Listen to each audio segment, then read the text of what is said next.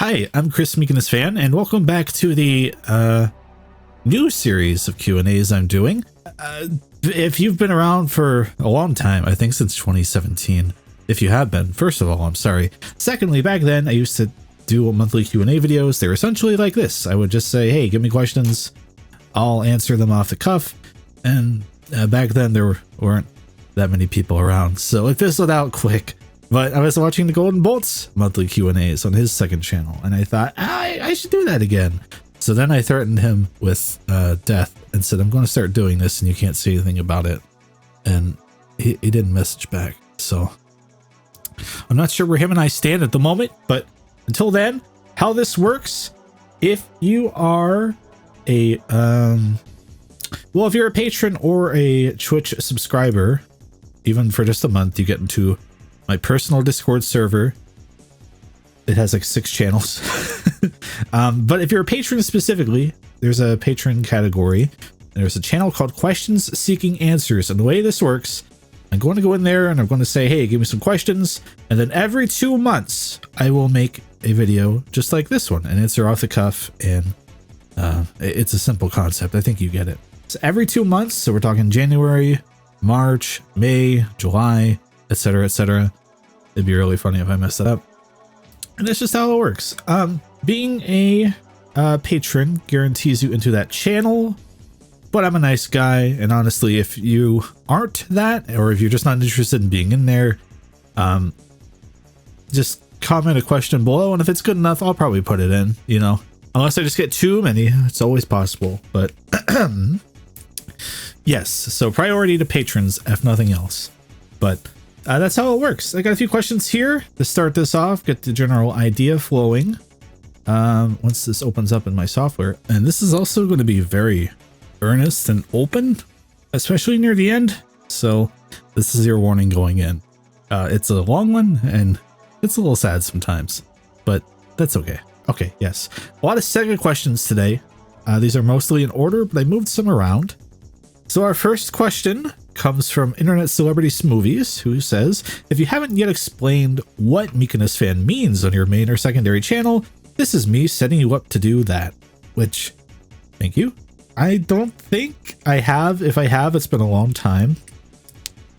Basically, I used to have a username on the internet that was a Sonic the Hedgehog character name followed by my birth year, which was fine and dandy, but then I signed up for the Sonic Retro message boards, and one of their policies generally was to try to avoid being a profile with a username that was just a Sonic character name and a birth year or a bunch of numbers, because that happens a lot and it gets very confusing to keep track of people on a Sonic board when everyone's like, oh, I'm Sonic 3842 or I'm Sonic Zippy 9293.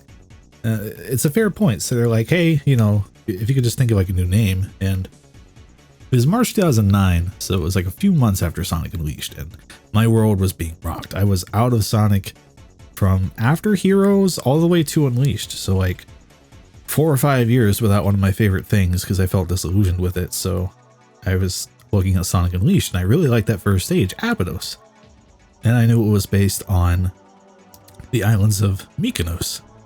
So I was like, oh, well, this will distinguish me from being a Sonic fan. I'll just call myself Mykonos, which at the time I thought was pronounced Mykonos. So I was a fake fan for a few years at first. I forget where I heard it or who pointed it out to me that I was doing it wrong, but at some point I switched over to Mykonos kind of quietly. And that was that. I don't know when the fan got added. I really don't. I'm sure if I went back and looked, I could find when I started to distinguish that, because at a point, that is just the name of an actual place on Earth, you know? That's like my username being, oh, I'm the United States of America. I guess I should add fan at the end of that. I'm a United States of America fan. That'd be a weird look nowadays, wouldn't it? So it eventually got to MykonosFan, and that's basically it. I had to change my name for Sonic Retro. It's ironic because now I moderate there and I approve new users into the forums, so never become a moderator, basically. But that's the origin. Sometimes I think about changing it again. I'm still in that space where I can, but honestly, I'm just kind of used to it at this point. And I feel like no matter what I pick, it'd just be kind of lame. Like, oh, I'm the gaming gamer now, or I'm the thoughtful gamer. I'm the bearded gamer. There's so many people who make their brand identity their beard. There's a completionist, and I feel like once he's done it, you kind of, no one else can do it. But I keep seeing people be like, I'm a gamer, and I've got a beard, so subscribe. I'm like, oh yeah. But anyway, that aside. A lot of Sega questions here. Movies' other question was, what got you into Sega and what keeps you into Sega? And Harry asked the question, which I'm just going to tie in here. What Sega console do you have the most memories with? And for me, that's easy.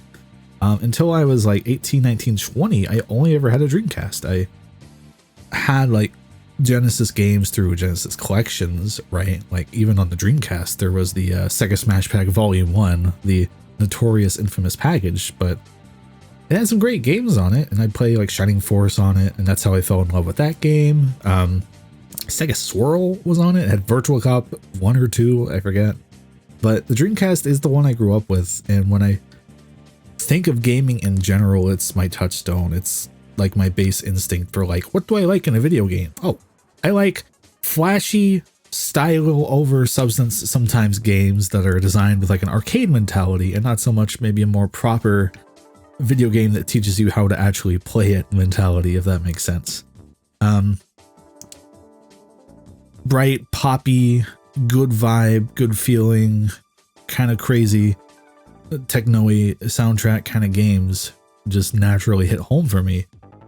And that's all thanks to the Dreamcast being what was basically my first console. We had an NES around. It was kind of more dad's. It was the kind of thing where if I, as like a 3 or 4 year old, was like, I want to play the Nintendo. I want to play the big gray box. I'd always get like browbeat a little over it, and they'd be like, oh, we gotta hook it up. And I'd always sit there like, oh, yeah, okay. But we had like Super Mario Brothers and Legend of Zelda and like this side-scrolling Batman game and Duck Hunt. So, you know, there were games around, but like the Dreamcast was my console. Like even when we got it, Dad said it was his, but it was hooked up in my room and it was always hooked in. It wasn't like I had to ask. It just kind of became my console immediately on Christmas. So I do consider it my first console, and I sat there and played Sonic Adventure over and over and over because we didn't have a VMU, the visual memory unit, to save data on it. And we were snowed in pretty hard that winter, I remember. Like we couldn't go anywhere for days. So we finally got to Circuit City maybe like 3 or 4 days later after Christmas. Maybe even longer, I don't remember. But finally I got a VMU and I got to go past, I think I made it past Sky Chase like once, but yeah, so many memories with the Dreamcast. I didn't have a lot of the games looking back. Like I had Sonic Adventure, I had Crazy Taxi, I had Evolution 2 Far Off Promise, which is this completely mediocre dungeon crawler, but it had Japanese voiceover, which helped me understand extremely early on as a kid that A, other languages exist, and B, sometimes video games would have them. And that's just something you got to learn to deal with. It's a good lesson to learn early, I'd say, especially if you're into a lot of Japanese stuff, which most of my gaming tastes do lean toward Japanese games. There's just something I can't put my finger on about them that appeal to me way more than most other video games. So I always keep my finger on the pulse with Japanese games. But that's what got me into Sega. Also, to go back to Smoothies' question, like I was indoctrinated. It was right there. I had Sonic Adventure. I'd play the Chow Gardens. I'd take the VMU out with me all the time to do Chow Adventure. It was just always there for me. I would go play the game over and over and over and learn every square inch of those towns and talk to every person after every stage and every boss as every character just to see what people said and followed along with their little stories. It taught me words like the expression "nobody ever cuts us any slack," Sonic says after or right before the Chaos 4 boss fight. I learned what that means thanks to Sonic, so thank you, Sonic. Yeah, it went on, had Sonic Adventure 2. I can't remember other video games at the moment. I'm recording this at 2 a.m. on New Year's Day, if that's any indication for you. But what keeps me into Sega is an interesting question. And I do think a large part of it is just that I got into it as a kid, and I'm always kind of looking to it, because if there's anything that will make me feel the way that Sega games did as a kid, it's probably going to come from Sega, right? Like, a lot of people who were there during that time have moved on to different companies or retired or went to jail. But there are still people there at the company who have been there for decades, and if anyone's going to get close to it again, it's going to be them. And I think it's also a little bit of like a sport team thing, you know what I mean? Like, oh, I grew up near the Dreamcast football team, so I'm always going to root for the Dreamcast football team, even if they're not always the greatest team, you know. And then they become the Sega team, and I'm like, well, you know, it's 2007 and most Sega games kind of suck right now, but god damn it, they're Sega, and I'm going to go to all their games and support them, that kind of thing. And thankfully their games have gotten better over time. Like, they're very varied. There's a lot of PC game focus after they had all their acquisitions after during the THQ blowout. It was around that time period where they started picking up like Relic and Warhammer games and all that stuff. And got big into the PC space. Like, there's always some Sega thing coming out that I'm looking at over the last like 6 years or so. I'm like, yeah, I'm interested in that at least, right?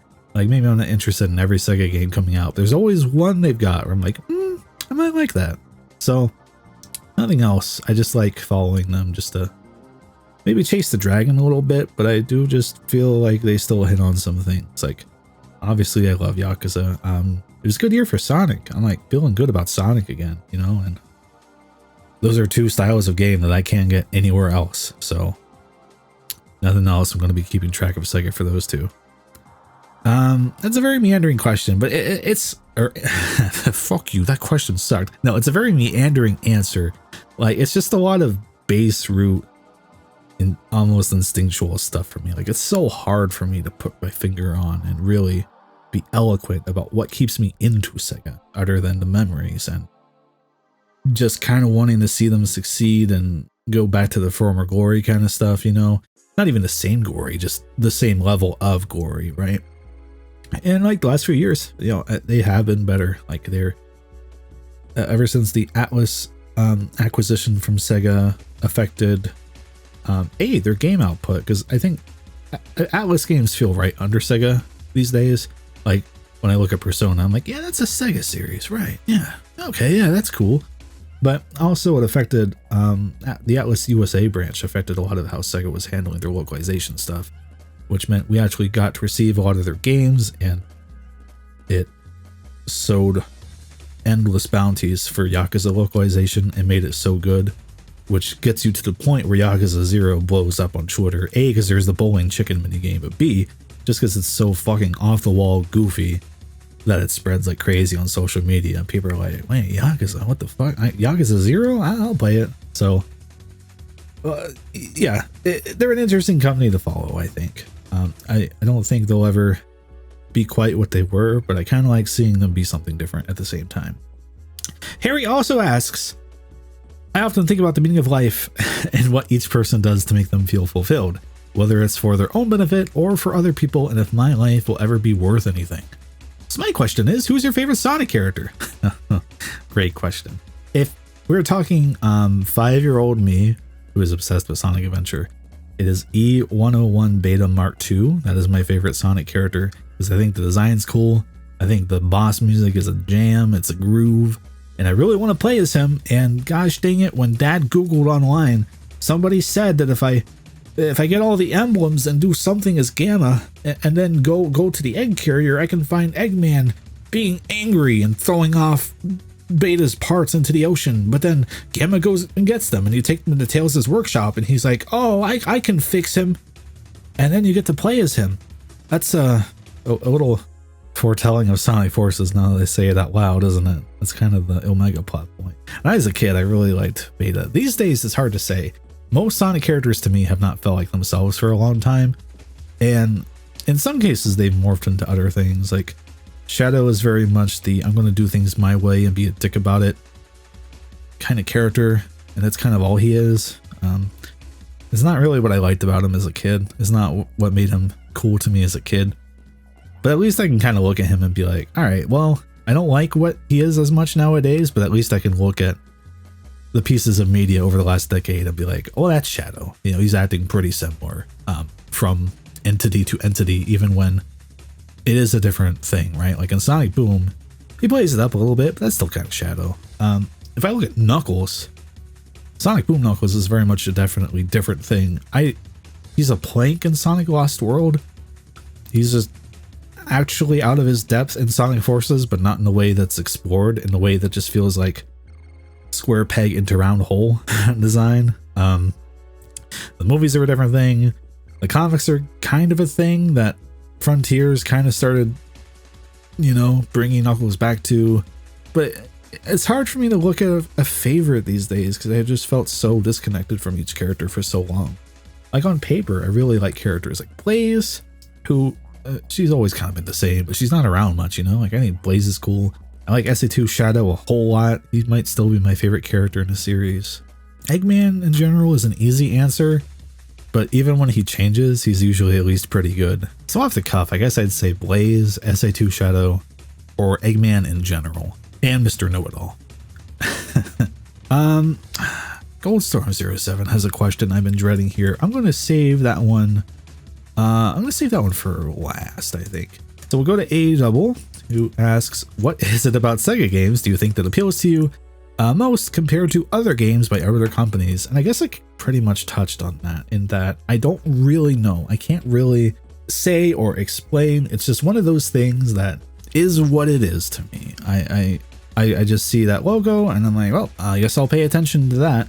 There are rare exceptions where I can talk myself out of it though. Like Sega published some My Hero Academia video game in the last year, and it was like made by a Bandai Namco studio or some random other company in Japan that's fairly prominent.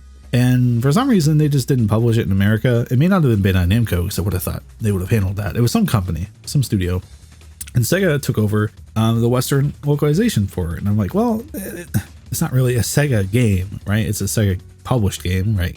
By that definition, I have to start viewing Crash Insane Trilogy as a Sega game because they publish it in Japan. I'm like, I can split hairs and not be interested in this My Hero game. I think I'm good. But for the most part, when I see that logo, I'm like, well, that's contributing to the history of this company and I like it. And I want to at least look at that game and see what it adds. And if I personally like it and think it's fun or think it's cool. So something about the home sports team thing, I think really just doesn't quite encapsulate it, but kind of gets the spirit across where like, I'm just always kind of rooting for them, you know, kind of fair weather. When they're good, I'm there. When they're bad, I'm not there. But it is just kind of one of those things, you know. AEW also asks, who does Watto think hates him the most? First off, I gotta say, I'm so glad that Watto is a meme in our circles. Watto has always made me laugh, and mostly Kevin has twisted him into an even better / worse character. So I would say that Kevin might be the Watto War Master entirely. But if I had to speculate, it really depends on if he was able to profit from the war and the Clone Wars and whatever else and everything that would have happened in the original trilogy. Because if I think about it from Watto's perspective, if he was able to profit off the war, Anakin Skywalker going along with Qui-Gon Jinn was like the best decision. That's like the best thing that ever happened to him. That's the best stroke of luck. Because he's profiting from all this crazy war and death and planets exploding. He's just like, yes, somehow I'm benefiting from this. I can't do the voice. I'm very tired. But if he's somehow making a financial profit, even if it's like $3 Toydarian dollars or whatever the fuck, he's making 3 Sebulba cents, he's doing good. But if it makes like the local government kind of crack down and keep a closer eye, and they're like, oh, you kept the slaves and one of them turned into Darth Vader, we have to put sanctions on you. We have to shut you down. You have to go to jail. I don't know Star Wars that well. I don't know what happened with him. I know he has a son in Phineas the Ferb. But it depends on that split. If he got shut down, he hates Qui-Gon Jinn the most. There is no one on this earth worse than Qui-Gon Jinn, other than his wife. If he's able to profit from it, then I think he's just upset at whoever is taxing him, because then they're taking away his earned money. It's one of those two. Speaking of, Kevin the Golden Bolt asks, ASL? Oh, me too, buddy, me too. The Crazy Even says, what's a game you've always wanted to play but have never gotten around to? Like something you knew about from when you were a kid, always had a desire to play, but just never have yet. This was a good question, because I feel like for the most part, there's a lot of games I've kind of made myself chase down. Like, I'm sure there are some, but the immediate one that comes to my mind is a bit of a special case. It's because I'm thinking about the Dreamcast so much. But when I was a kid, that Phantasy Star Online billboard in, what's the name of the first boss? Bigfoot? The Bigfoot fight at the end of City Escape? That made me want to play that game. You know, that really made me be like, well, what the heck's that? If I remember right, it's on the back of the instruction manual for SA2, also on Dreamcast. So I'd always look at that and be like, oh, Sonic Team, what's that? What's that like? You know, and then years down the road, when I'm way into Sonic Adventure 2 Battle Chow Gardens, I'm looking online. I'm like, I can get a Tails Chow from Phantasy Star Online on the GameCube? What? Oh my god, I want a Tails Chow. The only way to get it. Oh no. But didn't have internet here in the way that my parents would let me play online or use it in general. Really, I always had to beg and beg and beg to go on the internet. So I think that actually makes that the best answer for me here, because Phantasy Star Online, specifically in the Dreamcast Online heyday, is a game I've always wanted to play and I will never get to. And there are fan-run servers, there are private servers. Like, if I want to play Phantasy Star Online 1, I could do it. There are people online playing it, but it's not the same. I want this specific entire thing where there's just a blend of people. There are people who randomly bought it with their Dreamcast and they're like, internet, that's cool. I guess I'll put this disc in. There are people who are kind of new to Phantasy Star in general, but maybe they like online games. Maybe there's like old school Phantasy Star fans who are like, what the heck is this Phantasy Star Online thing? I gotta play this. There's people who are putting their entire lives into it and just on that thing for like 10 hours a day. Like, I want the full melting pot experience, and I can't have that because the only people playing Phantasy Star Online these days are the people keeping it running, and those people, that's their game. That's their, not their life, but that's like the main thing they probably do is get on with some other people in the same boat and just play Phantasy Star Online and go through the same dungeons and the prototypical raids, as it were, right? And that's just kind of their game, and that's really fucking cool. But being the new player in that mix is, it doesn't sound as appealing. Like, I don't want to go into that game, meet some random people, and just have them immediately be like, well, okay, here's the min-max we're going to do, and you're coming along with us for the min-max. You know, there's no room to just flail around with a group of people who aren't as invested and just kind of see what happens. It's pretty likely at this point you're playing by yourself, or you're playing with people who that's what they do. They know what to do, and you will do it with them. I want that middle ground experience, and barring getting people together to do it, you're not quite going to get that. But even then, you know, everyone else is still those really experienced people. So that's my answer. I think it's like I could play it, but I can never quite have the specific bygone era experience I want to have with that game. And it's a shame. I feel like if I had been like 6 years older and Phantasy Star Online came out, yeah, like if I was born 6 years earlier, that's what I mean. I think that would have been like my life. I think I really would have got into that game. I just went fucking crazy with it. But, you know, what are you going to do? StarKiller926 asks, when did you jump into the Yakuza / Like a Dragon series? Was it at the start, the PS3 games, or did you jump in with Zero? I jumped in with Yakuza 4. I can look and see the exact time I finished the first chapter of Yakuza 4, which will help me frame this conversation in a way I'd like to once PSN profiles goes. Here we go. PS3. September 2nd, 2012, 6:20 p.m. I cleared Akiyama's chapter in Yakuza 4. It was my first experience. I was in a Sam's Club either, you know, probably a few days before. I don't think I did this at the exact same day, but I was in a Sam's Club and my life was basically at the lowest point it's ever been. Everything was bad. Everything sucked. We didn't really have a lot of money, but I was in that despondent, completely lost, eyes always glazed over with depression, kind of I'm just taking it day by day, and even then, what the fuck am I doing kind of mood. But we were at a Sam's Club to use the membership while we had it. We were just in the area, I guess, and I was looking at the PS3 games, and there was a Rayman Origins, and next to it was Yakuza 4, and they were like, Yakuza 4 was $15, and Rayman Origins I think I paid 10 or 15 for. And I was just looking at it like, I guess, here Rayman's fun and colorful, and people say Yakuza is like Shenmue. I haven't played Shenmue, but maybe I'd like to, so I guess I'll buy this, play it. So I did, and I got it home, and while I was at threat of having like water shut off and electricity shut off and having to move hours back home to Maryland with other family, me and my mom specifically, not just me. I'm not a bad person usually. It was a family situation of like, oh, our breadwinner is gone, and I just barely graduated. I've just barely passed graduation date. Oh, well, I guess I'll play this.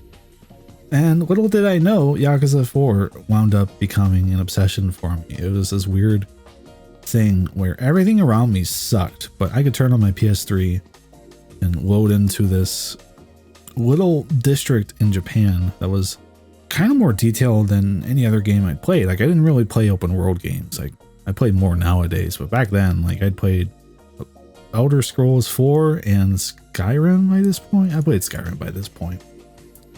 And that was kind of it. You know, those are very medieval fantasy games. I hadn't played a game that's just like, here's a city, here's realistic kind of people walking around the city. The people in Japan actually look like people in Japan and not anime characters. Like, it was a lot of new stuff for me where I was like, oh, this is kind of different. And it's just immediately you have this character, Akiyama, who's just so likable and just so cool and just so easy for me as someone who desperately needed like a positive male role model to look to at that point. I just kind of latched onto him and I was like, oh man, he's a rich guy who helps people with his money, and he's not selfish, and he's kind of weirdly forcing this woman into oh god, maybe not that part, but the rest of it I was like, yeah, okay, cool. And then it goes on with the other characters with Tanimura and Saejima and Kiryu, and I was just getting so sucked into this story. And you know, by the end, Yakuza 4 doesn't have a great ending, but the journey is a lot of fun, and it's just this weird thing we all know now, right? But back then, Yakuza fans were scattered across the internet, and we had no way of telling people like, oh man, you should play this the way we do nowadays. You know, it was just very scattered. Kind of like whatever point I'm trying to make here is, but you know, it was just this very serious, like earnest, genuine story. And then you go to a mandatory thing 2 hours in where this fucking Eddie Murphy looking guy or someone, I forget who he's trying to look like, is just like, oh man, check that shit out. And then the camera pans over to this man who's Spider-Manning between buildings in an alleyway, dressed completely in woman's panties as this like operatic panty theme plays, and the woman screaming after him about how he stole her panties. And then he slips on a guardrail and gets a nut shot and lands on the ground as the panties lay on his face. And then your character is like, oh, I've got it, and starts furiously typing into his flip phone, and then learns a new way to beat the shit out of people. And I was like, oh, this might be the best video game I've ever played. Like, at that point in my life, I was like, oh my god, this is revelatory. Like, it's so serious, but it's so funny too. Like, it was reminding me a lot of Metal Gear Solid 4 at the time, which my buddy Alex had gotten me into in high school. He's a big Metal Gear fan, and I finally just picked 4. I just got it, and that is a very similar thing where it's like the story takes itself very seriously. It's very earnest and genuine, but it's not afraid to have someone shit in a barrel and roll around in it 2 hours in. So it was reminding me a lot of that, and I just became completely enamored with it. Over the next half year, I would work toward platinuming it. Looks like I got it April 9th, 2013 at 3:32 a.m. And to me, that was like a stamp on this game. by then I'd gotten a job. My mom had gotten a job. We turned back around and we're doing good. Things were looking up. We were out of the woods, and all the things that were harrowing and scary when I started Yakuza 4 had long been resolved, thankfully, and been good. So to me, that felt like a thing I really wanted to do, just to like kind of just put a little bow on top and be like, I fucking love this game. I got it when I needed it. I needed anything, and thank God I got this, and I fell in love with it. And I went on to 3, and I got Dead Souls, which I only just beat like last week or so. So that tells you about that game. But by that point, I was a relative lifer. Like that was ironically right as the 2 or 3 year span between Yakuza, Dead Souls, and Yakuza 5 happened for us over here in the States. But I'd keep up with what was happening with the games in Japan, and there was Yakuza 5, and there was Yakuza 0, and like there was this crazy looking PS4 demo of Kiryu running around in a blue coat, before Yakuza 6. There's like PS3 HD remakes, and I was like, man, why aren't we getting any of that? And then finally in 2015 we did, so on and so forth. Now we're here. It's a lot easier to be a fan of this series nowadays, but there was a charm back then. It was like if you liked Yakuza and went online to talk about Yakuza, you fucking liked Yakuza. Everyone was kind of on the same page. Everyone had different favorite games, but everyone was just, it was such the communities were so tight knit and small and scattered everywhere that it was like the real ones. You know what I mean? It was, I'm romanticizing it a little bit, but it was fun to kind of come in. Even then I was in relatively late. Like Yakuza is a 2005 game. I came in 2012, but by that point, the people who really liked it, and they were generally accepting of new people getting into the series, and they're just like, I just want other people to like this thing I like, which I quickly adopted as well. But yeah, that's how I got into Yakuza. I never really gave it a moment's thought before that. Like I'd heard about the Yakuza 3 localization, censorship stuff, but that's how I got into it. And we'll close this off by circling back to Goldstorm 07's question, which I just looked at the timestamp. Oh my god, I talked about that for a long time. Sorry. Okay, Goldstorm 07. In the past, you've tried to rejuvenate your channel by tying it to a theme. Nostalgia. Nostalgia is something you kicked around after the Disc Creatures video and the Sega Ages reviews back when that line of releases was active. Rest in peace. Does having a shtick like that help with motivation for content, or was it primarily a way to define your channel's identity? At this point, you seem to be pretty comfortably sitting into general Sega fare, which most of us would agree is what you do best. Great question. I wish I gave anything the amount of thought to where I could give an answer on this, but I really don't put as much thought into these things as I should. It really is kind of more of the former. Having a shtick like that, I guess, does kind of help. Obviously in Nostalgia, it didn't help enough because I did that Pokemon Mystery Dungeon WiiWare, a Japanese only video, which I like that video. That's when I look back on. I'm like, yeah, that's a fun little video. But yeah, it's the only other one I ever did. But on a base level, like I talked about it in a video on this second channel earlier in the year about how I'm basically struggling. And it's the thing of like, oh, I want to do a thing. I can't make myself do a thing. I will sit around all day and think about doing thing, but can't make myself do a thing. I just can't do it. I just sit there paralyzed and I can't do it. And it fucking sucks. I don't know what to do. And I feel like I don't understand it. It makes me feel like a crazy person when I talk about it. And I feel like if I talk to anyone else about it who didn't get it, they'd be like, just fucking do it. And I'm like, oh, well, I wish. But it was a blessing and a curse kind of thing. Like the unspoken one here is going into a PlayStation, which is just so god awfully old at this point. But having this setup helped because it's like, okay, PlayStation umbrella, it's varied. I can roll with a varying interest and just kind of pick one and usually be fine under the banner. I can get away with talking about something like Everybody's Gone to the Rapture, because at the time that was like a PlayStation exclusive kind of thing.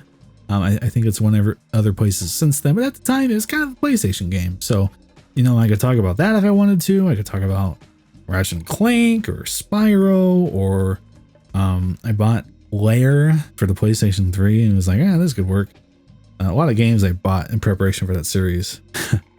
But, you know, it was kind of nice just to have a structure and be like, all right, I'm just going to do this thing. I don't need to think about a general Genesis concept or idea.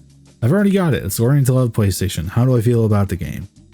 It's a step toward understanding this company better that I've never really let myself interact with, despite really liking game.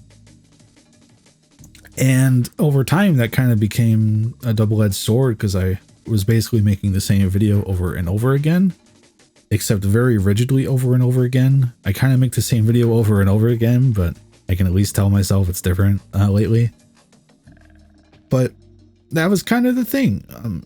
If I would pick something like that, it was usually because it struck me as good at the time, and it was novel, and with my suspected ADHD, it would work for a while, and I'd start prepping to do things. I'd record gameplay footage and start taking notes, and then by the time I would actually get to a point where I'm like, oh, I'm going to write the script, oh, I'm going to do voiceover, oh, I'm going to edit it, my interests had already shifted, and they're on to the next thing, and I can't get myself to care about the thing anymore. And that's where Nostalgia got whooped in the ass, because I was like, oh, Pokemon, Digimon, oh my god, let me look into all these weird, obscure PS1 monster raising JRPGs. Oh, this would be cool. I like monster raising games.